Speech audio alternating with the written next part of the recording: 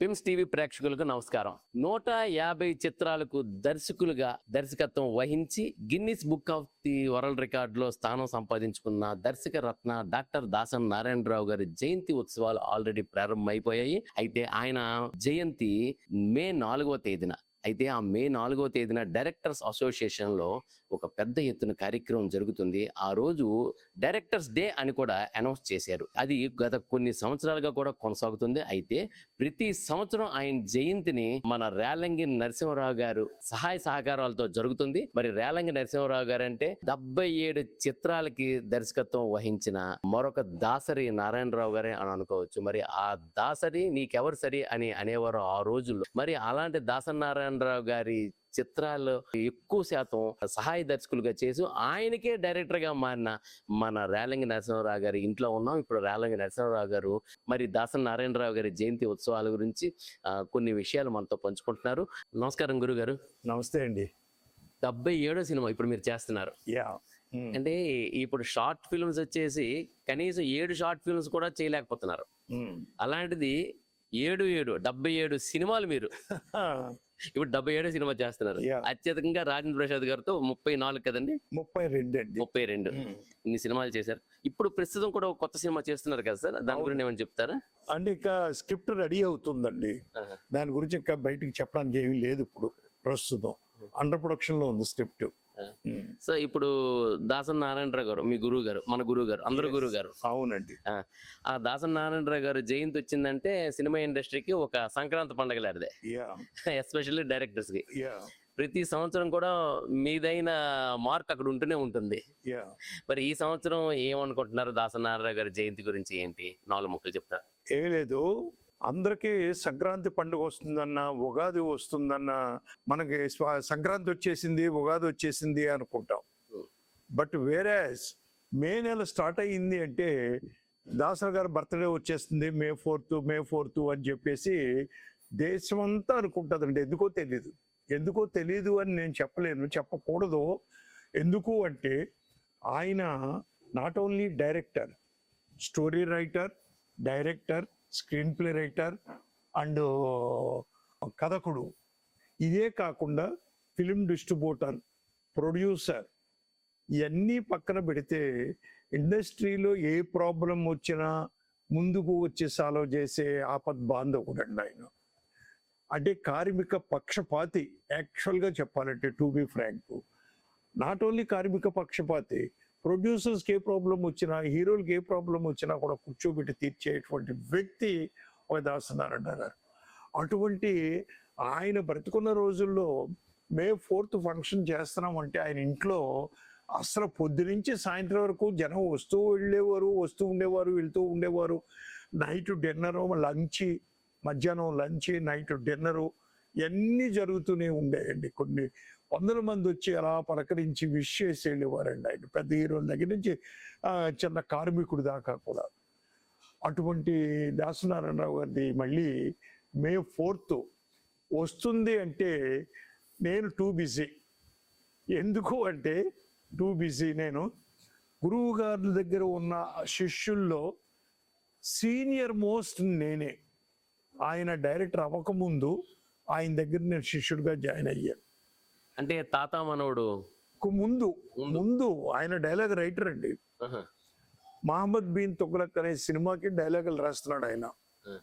ఆ టైంలో నేను అప్రెంటిస్ గా ఆ సినిమాకి పనిచేశానండి. మహమ్మద్ బిన్ తుగ్లక్ నాగభూషణం గారు, కృష్ణరాజు గారు యాక్ట్ చేశారు, ఇద్దరు కూడా. రీమేక్ ఆఫ్ తమిళ సినిమా అది.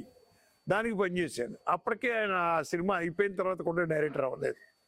తర్వాత మళ్ళీ నేను ఏం చేశాను, కేఎస్ఆర్ దాస్ గారి దగ్గర ఊరుకు ఉపకారం అనే సినిమా స్టార్ట్ చేశాను, పనిచేశాను. అది అయిన తర్వాత ఆ సినిమా మధ్యలో ఉండగానే గురువు గారిది తాతా మనవడు స్టార్ట్ అయింది. ఎప్పుడైతే తాతా మనవడు స్టార్ట్ అయిందో నేను వచ్చేస్తాను గురువు గారు అన్నాను. నన్ను క్లాస్ పీకాడు ఆయన. ఏమనంటే ఏ పనైనా సరే మధ్యలో వదిలి వెళ్ళొద్దు, గుర్తుపెట్టుకో. ఒక అసోసియేట్గా కానీ, అసిస్టెంట్ డైరెక్టర్గా కానీ, కో డైరెక్టర్గా కానీ, ఒక డైరెక్టర్గా కానీ, ఎన్ని కష్టాలున్నా ఆ పని ఫినిష్ చేసి నువ్వు బయటికి వెళ్ళు. నేను ఈ సినిమా కాకపోతే ఇంకో సినిమా చేస్తాను కదా, అప్పుడు వచ్చి జాయిన్ అవుద్ది కానీ అని చెప్పి ఆయన సెకండ్ సినిమా నుంచి ఇంకా నేను ఆయన దగ్గరే ఉన్నానండి. అందువల్ల ఏమైంది, ఇప్పుడు ఉన్న వాళ్ళల్లో టోటల్గా సీనియర్ మోస్ట్, ఇప్పుడు ఉన్న వాళ్ళలో కాదు, అప్పుడు కూడా సీనియర్ మోస్ట్ నేనే. కాబట్టి దాసరి గారి బర్త్డే వస్తుందంటే అందరూ నన్నే అప్రోచ్ అవుతా ఉంటారు టోటల్గా. ఇప్పుడు నిన్న మేము చేసాం, తుమ్మలపల్లి రామసత్యనారాయణ గారు ఎవ్రీ ఇయర్ చేస్తానే ఉన్నాడు. అంటే యాక్చువల్గా May 4th జయంతి, ఆయన May 1వ తారీఖే చేస్తాడు. ఓకే. ఎందుకు చేస్తాడు? కార్మిక దినోత్సవం. కార్మిక దినోత్సవం, కార్మిక పక్షపాతి కాబట్టి ఆయన 3 రోజుల ముందే అడ్వాన్స్ గా, 4 రోజుల ముందే అడ్వాన్స్ గా చేసేస్తాడు. నిన్న చాలా గ్రాండ్ గా జరిగింది ప్రసాద్ ల్యాబ్ లో. గురువు గారు బర్త్డే అనేటప్పటికీ ప్రతి ఓడు గురువు గారు గురువు గారు గురువు గారు. ఇప్పుడు ఆయన దగ్గర పనిచేసిన వాళ్ళు మేము ఒక్కడమే గురువు గారు అనడం కాదండి, ప్రతి ఓళ్ళు గురువు గారు అంటారు ఆయనండి, దాసరి గారిని. ఆయన గొప్పతనం అది. ఏకలవ్య శిష్యులు ఉన్నారు, శిష్యులు కాకపోయినా ఆయన సాటి వ్యక్తులు కూడా గురువు గారు అంటారండి ఆయన్ని. అది గొప్ప విషయం ఆయనకి. అంతే కదా సార్. ఇప్పుడు యాక్చువల్గా ఏంటంటే ఈ మన సినిమా ఇండస్ట్రీకే జగద్గురు లాంటి వ్యక్తి.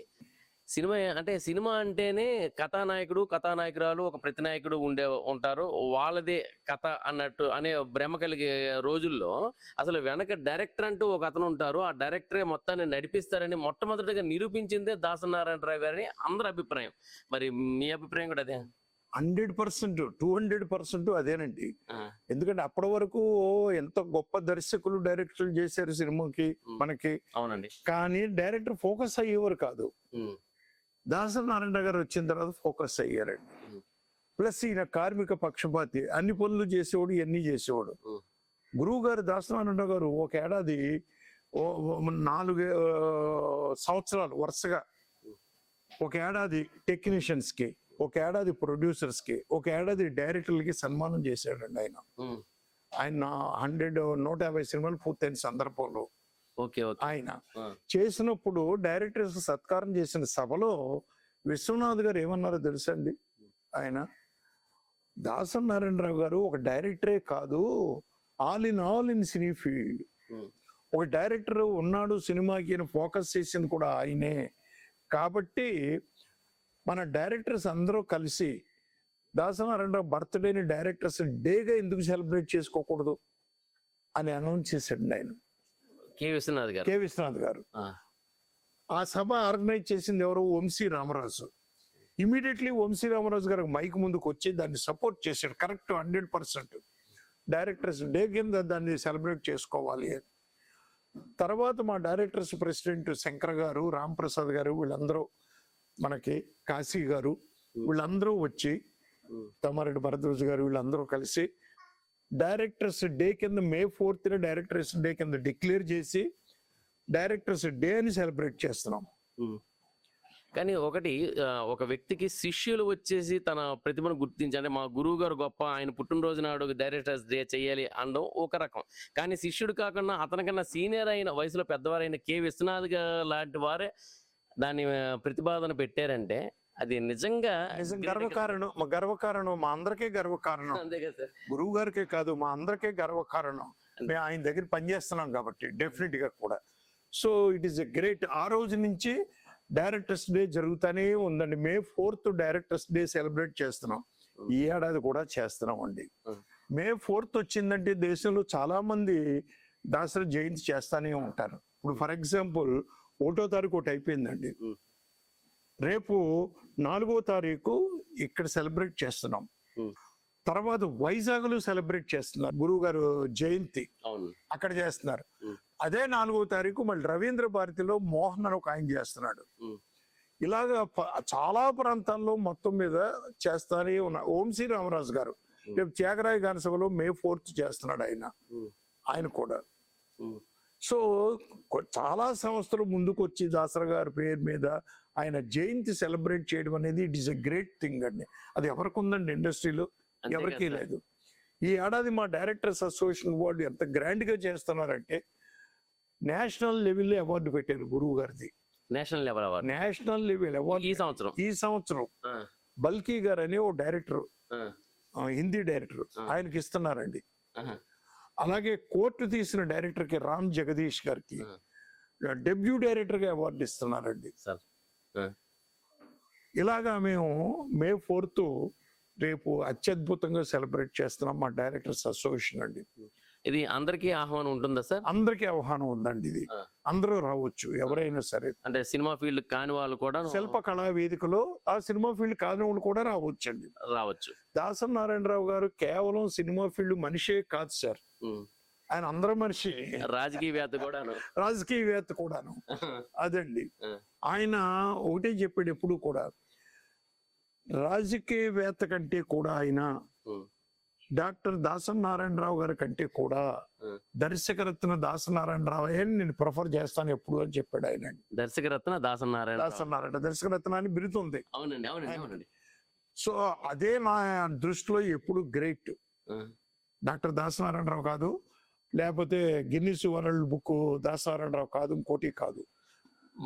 మరి అలాంటి గిన్నీస్ బుక్ ఆఫ్ వరల్డ్ రికార్డుల స్థానం సంపాదించిన దాసరి నారాయణరావు గారు, డాక్టర్ దాసరి నారాయణరావు గారు, అలాంటి దాసరి నారాయణరావు గారి శిష్యులైన మీరు ఆయన హీరోగా పెట్టుకుని సినిమాలు చేశానండి.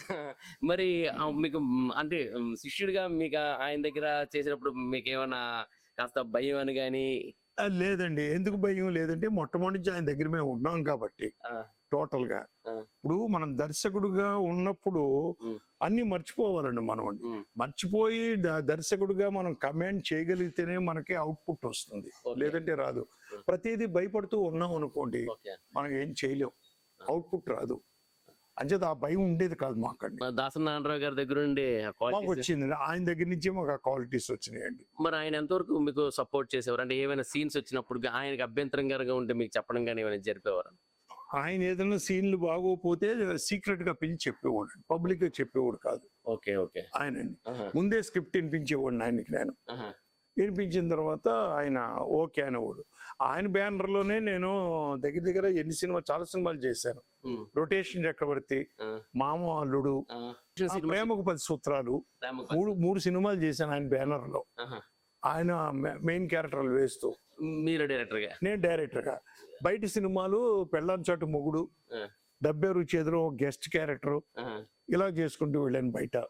ఆయన కుటుంబ నేపథ్యంతో కొంచెం సీరియస్ క్యారెక్టర్లు చేసేవారు. బట్ ఆయనతో కూడా మీరు మన కామెడీ కింగ్ రాజేంద్ర ప్రసాద్ గారితో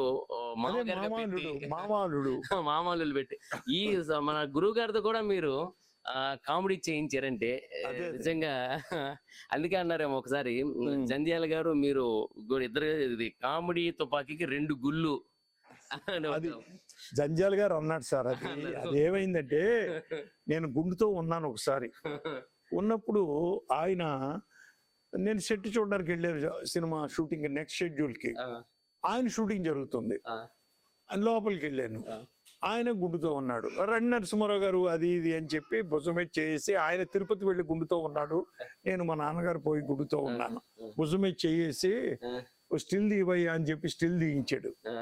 ఆ స్టిల్ వెనకాల కొటేషన్ రాసి పంపించాడు, హాస్యం అంటే 2 గుళ్ళ పిస్తోల్.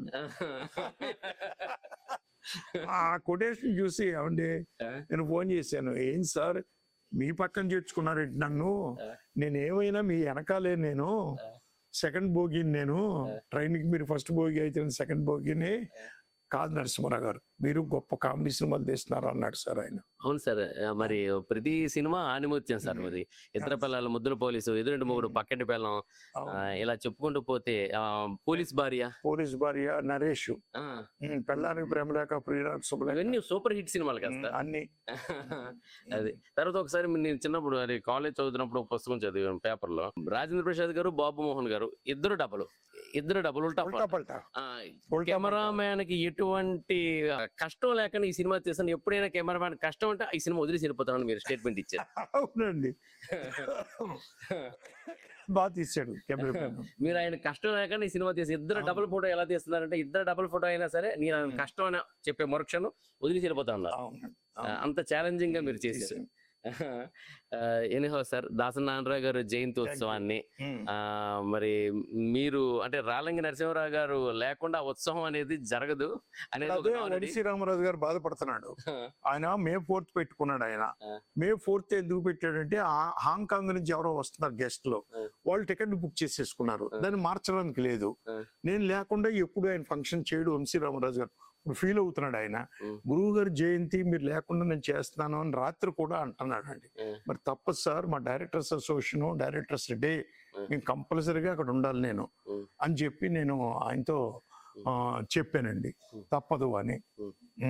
ఏదేమైనా సార్, డైరెక్టర్స్ అసోసియేషన్ తరపున ప్రపంచం మొత్తానికి తెలిసేలా దాసరి నారాయణరావు గారు బర్త్డే జయంతి ఉత్సవాన్ని మీ సారథ్యంలో జరుపుతున్నందుకు మా అందరి తరపున దాసరి నారాయణరావు గారికి మేము ఏకలవ్య శిష్యులం కాబట్టి సారథ్యం అని కాదు, నేను సపోర్ట్ చేస్తున్నాను డైరెక్టర్స్ అసోసియేషన్ వాళ్ళు.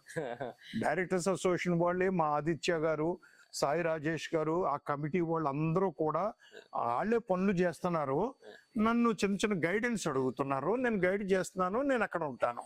ఆర్టిస్టులు ఏదో కావాలంటే వాళ్ళతో నేను ఫోన్లో మాట్లాడుతున్నాను. నేను ఎందుకు ఫోన్లో మాట్లాడుతున్నాను, నా ఫోన్ అనేటప్పటికీ ఆర్టిస్టులు అందరూ ఎత్తుతారు, గురువు గారి శిష్యుని కాబట్టి టోటల్ గా ఎత్తి వాళ్ళకి డేట్లు అవి ఫిక్స్ చేస్తున్నాం. అంతేనండి. దాసరి నారాయణరావు గారు గురు పరంపర ఇలా కొనసాగుతూ మీరు ఎంతో మందికి కూడాను రానున్న జనరేషన్ కి గురువుగా ఉంటూ మాకు ఎస్పెషల్లీ మీరు ఇది ఈ చిన్న బయట ఇచ్చినందుకు మీకు హృదయపూర్వకంగా నమస్కరిస్తూ, ఫెమ్స్ ప్రేక్షకులందరికీ కూడా మా గురువు గారి జయంతి శుభాకాంక్షలు తెలియపరుస్తూ సెలవు తీసుకుంటాం. Thank you.